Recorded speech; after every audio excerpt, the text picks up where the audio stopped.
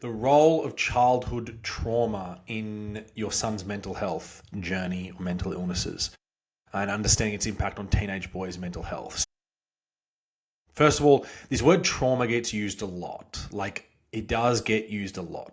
And I want you to think of it more as a descriptive term to summarize childhood attachment issues and childhood issues, childhood stuff, childhood shit.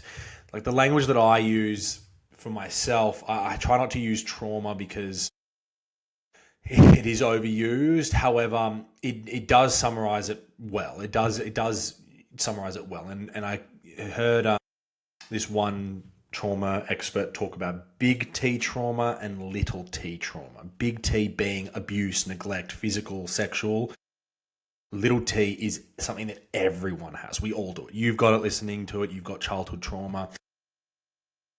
It's just, again, I tend to use the term like I'm working through my childhood issues, my childhood shit, if I'm talking casually. But it is going to be childhood trauma, right? Because from the eyes of the child, it traumatizes the child, right? And then as we get older, we develop coping mechanisms and defense mechanisms based off of that trauma in order to get the love we think we deserve, show up in the world, keep ourselves safe, right?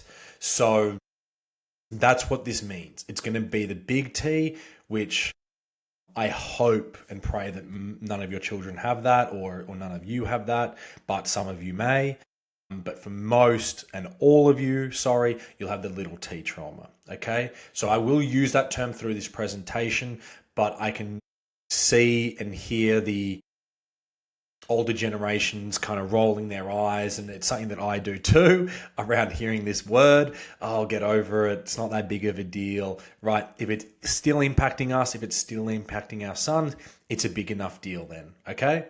So just definition wise, just understanding what we're actually talking about. It's not just going to be the big T stuff. And we probably won't even touch too much on that, but it's going to be more that little T stuff, the childhood shit or the childhood stuff that your son needs to work through and navigate so that he can work on his mental health. So what is childhood trauma? Trauma is an emotional response to distressing events. Emotional responses to distressing events. So any emotional response to a distressing event can be seen as trauma. Again, little T trauma. But we got the big one: abuse, physical, emotional, sexual, neglect or abandonment, witnessing violence or experiencing bullying, loss of a loved one or significant disruptions, e.g. divorce, moving. Okay, and then even seemingly minor events can feel traumatic to a child. All right? Research and evidence. Adverse Childhood Experiences, ACE study, CDC 1998.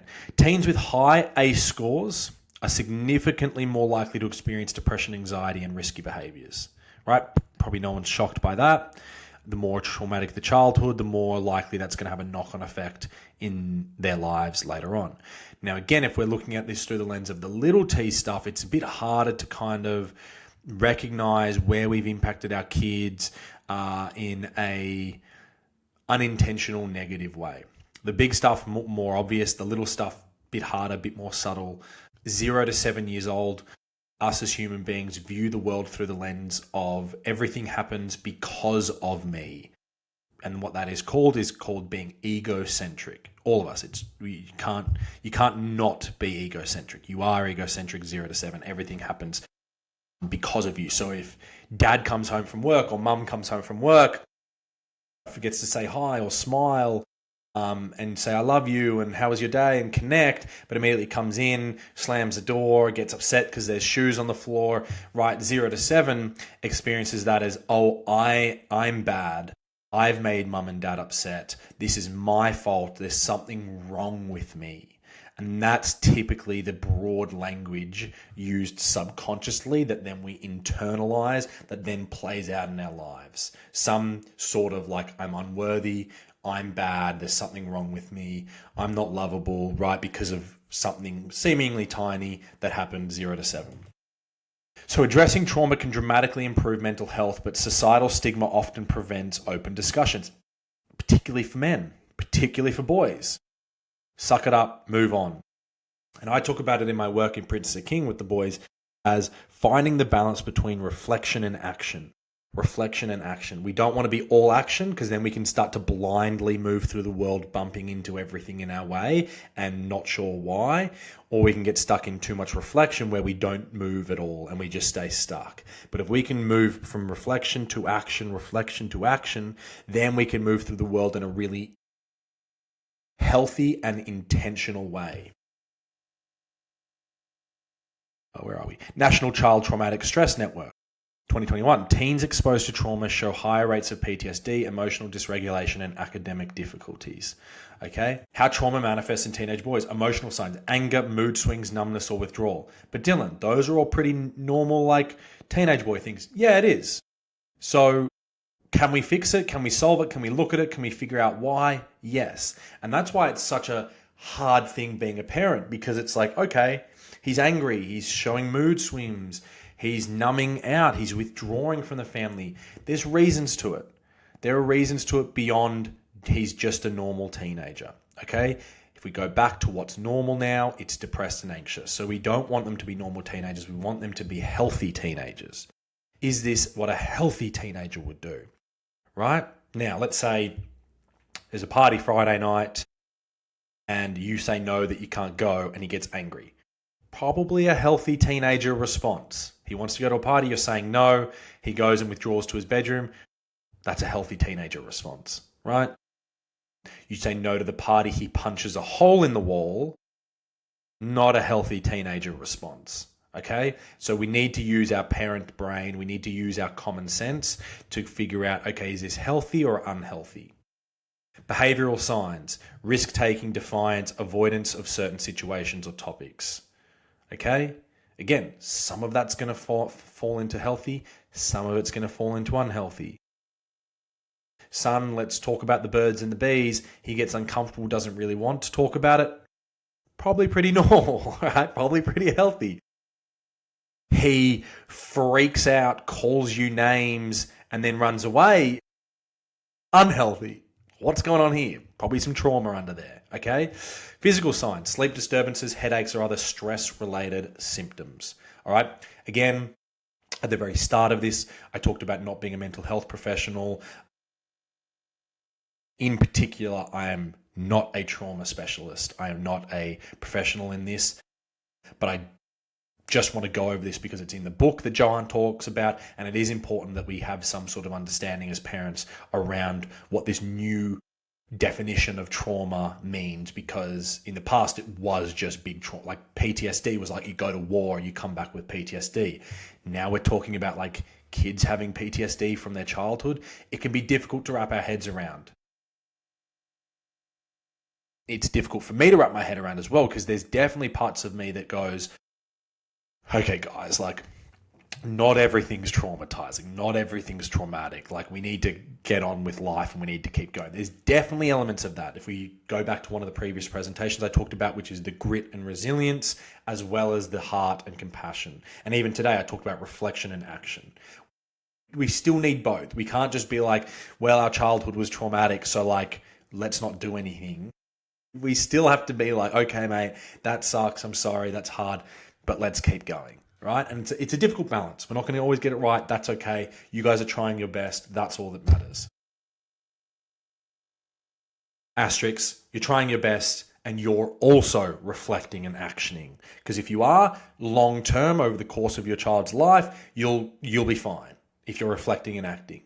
If you're just acting, if you think you're a know-it-all, if you think you know everything, you think you're the perfect parent, not good. If you think you're a horrible parent, you can't get anything right, and you've got no power, also not going to be good. But if you go back and forth between like, I'm going to reflect, was that the right thing to do? You know, speak to your partner. Were we right there? Yeah, we were. Cool, great. Keep going. No, we weren't. Okay, maybe we need to have another conversation. Okay, let's have another conversation. Cool. Why boys struggle to heal from trauma. Again, you're going to notice in almost all of these slides, there are these cultural expectations that boys are discouraged from expressing vulnerability. So we need to shift. I've spoke about this in another presentation. Vulnerability equals strength. That's what we need to do. Hey, wow. Thank you for being strong enough. Thank you for being brave enough Thank you for being courageous and telling me how you're going. I really appreciate it. You anchor those words in when your son opens up, he's going to continue to open up. Okay? For the mums, maybe who need more help around their language on this than the dads, use masculine language. Okay? Don't use feminine language. Don't use language like, son, I need you to open up more so that you can work on your stuff and feel more connected to your heart. And like, it's a really good thing. Like, girls want to see you connected to your heart. Like, it's, it's a great thing for you to be. It's too feminine. It's not going to connect. You're not wrong. It's just too feminine. Versus, son, I need you to be brave enough, and I need you to develop the strength to step into your heart and feel what you need to feel. I need you to be strong enough to do that, because only the strongest of men do that. Completely different message. That's going to land completely different to the other way. So we need to relate our emotions and relate vulnerability to boys in a masculine way, because when they're a teenager, they have one underlying desire. That is to be a man and to be seen as a man. It's often, while teenage boys the most masculine, in that they're very like grumpy and you can't connect with them. It's very hard for them to be connected. And people can be like, well, he's independent, he's this, and maybe they reward that behavior because there's the societal expectation that that's what it is to be a man. So that's why they adopt these like very I'm a man, grumpy, don't talk to me, I'm fine, I'm good, leave me alone, don't talk to me, don't hug me, yeah, whatever, I love you too. It's like, because that's what they think being a man is. But if we drive home that being a man is like, hey man, you want to be a man? You got to man up. You got to man up in dealing with your trauma, in facing your emotions, in sitting with them, in feeling them, not thinking about them, feeling them. Okay, men in particular think about their emotions. We don't feel them. I think I might be sad right now. Okay, what can I do to get out of my sadness? Well, if I go for a run, then I won't be sad. Okay, bang. And we never spend much time in the feeling. So guess what happens? We never heal from this little T trauma. We never heal from our childhood stuff, our abandonment issues, our attachment wounds. We just keep going. We think our way around it, which is a great trait to have in a healthy way for men. It is a great trait to have, this ability to be resilient and keep going. We don't want to diminish that. That's an amazing trait, and it's one that is sorely lacking in your son's generation. They are way too, for lack of a better term, they are way too weak. They can't get through difficult times. They don't step out of their comfort zone. They are Peter the peasant. They are chasing dopamine like no other generation before. It's insane because of these things, because of the society, because of all the stuff that we've spoken about, all the disconnections that we've spoken about, right? So we need to encourage this strength and bravery and courage from our young men to express their vulnerability. And that can look like, thank you. Hey, I just want to say that was really brave of you for telling me the truth about what happened. I know that can't have been easy for you, so thank you for being strong enough to man up and tell me what was really going on. That's how we use language to better and further our sons. What we've done, I'm going to go deep on this because it's coming up. We've feminized boys, we've feminized men, we've feminized them. We want them to relate to emotions like women do. Most teachers are women, most therapists are women. Okay, most boys are getting their definition of masculinity from women.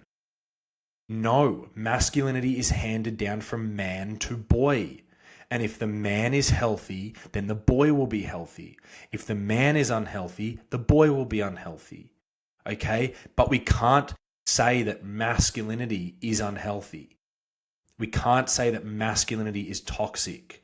We can't use these terms and we can't use this language. We have to recognize the language that I use, if you want to adopt mine.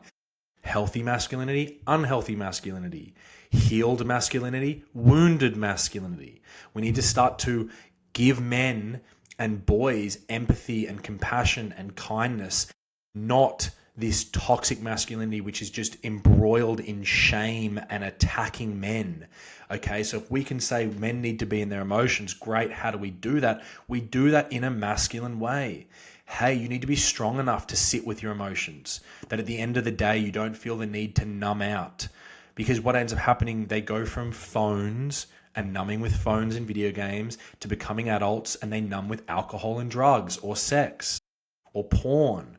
Okay? We're not living in a healthy society. So we need to encourage masculinity in our boys, because that's what they want to be. They want to be masculine men. We just need to ensure that their definitions of masculine men are accurate, heart-led, kindness, compassion, emotional intelligence, and strength, bravery, and courage. Okay? Avoidance. Teens may suppress painful memories to avoid confronting them. Teens, adults, everyone does this, right? We all suppress painful memories to avoid confronting them. So we need to confront them.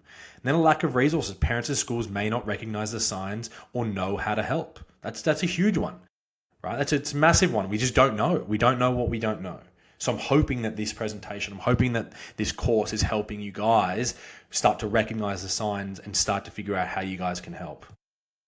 So what parents can do: create a safe space. Let your son know it's okay to talk about his feelings without fear of judgment or punishment. This is massive. This is so big. I could do another big riff on this.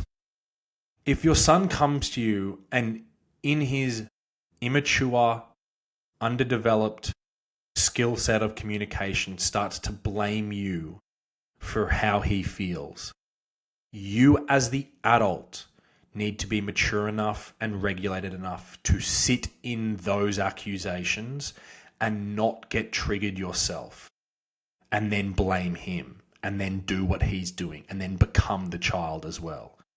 For example, healthy communication might look like, hey mum, hey dad, I'm feeling quite embarrassed. I'm feeling quite bad about what happened today. I'm really sorry for the way that I spoke to you, and I feel sad that I spoke to you that way, and I feel a lot of shame that I shouldn't be speaking to you that way. Healthy, great. Wish our son spoke to us that way. Unhealthy communication, which we can recognize as adults as unhealthy, but your teenage son can't, is going to be attacking you. Well, you guys did this and you guys said this, which is why I then had to do this, and rah. If you can't sit with him and create that safe space and help him model good communication, again, it's not your son that's the problem. It's you. You have not modeled good communication, and you're uncomfortable sitting in these feelings and emotions.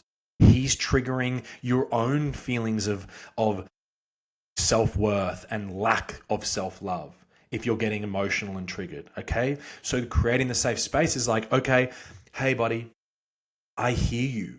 I hear that you're upset right now and that you feel like I played into that. Can we take a deep breath right now?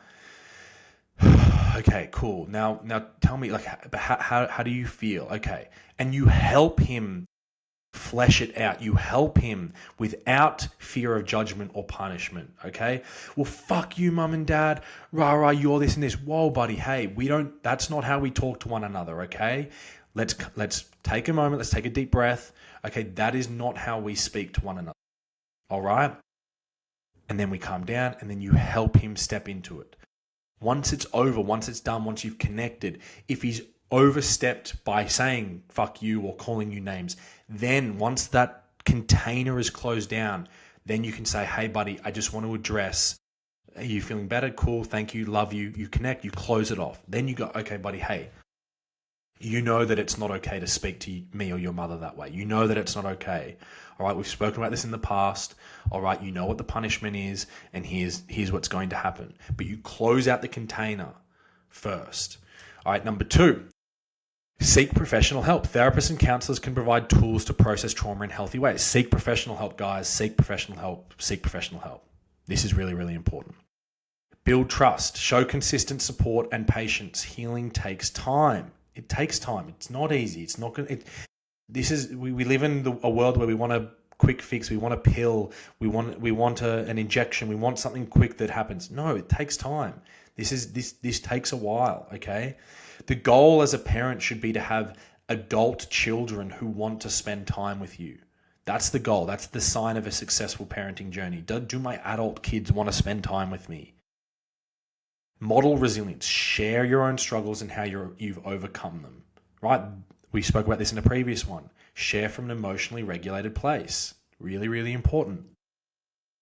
Research-based approaches for healing trauma. Trauma-focused cognitive behavioral therapy. TF-CBT. Effective in helping teens reframe and process traumatic events. These are going to be probably for your more big T stuff. So big T stuff that happened in their lives. You'll need more of this. Other ways can be a mentor, can be a coach, can be a therapist. And in mindfulness practice, studies show mindfulness can reduce PTSD symptoms in teens. Journaling, meditation, time in nature. Physical activity, regular exercise lowers cortisol levels, helps with emotional regulation. You can see like all these things like connection to this, connection to that. They're all coming together. There are 3 or 4 very simple solutions here.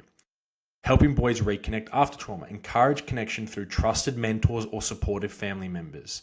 Who's your son talking to about this stuff? If he needs someone, please reach out to us. We run a program for young men and their families called Prince to King. Reach out. This is what we do. We're very, very good at it.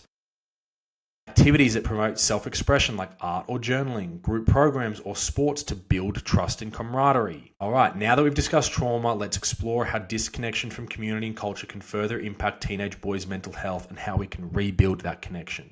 Again, guys, I just want to say thank you so much for listening. Thank you so much. I'm super, super passionate about this. I love it. I love that you guys are watching this. I love that you're working through it. I'm hoping that it's valuable. I hope that you're working through the workbooks and getting a lot out of this. Give me feedback. Send me messages. Dylan, blah, blah, whatever it is. Let's help make this better. I can refilm this. I can add stuff in. I can take stuff out. But I just want to make this really valuable to you guys. I love my work. I love helping families. And I just want to say well done and thank you for showing up for your kids.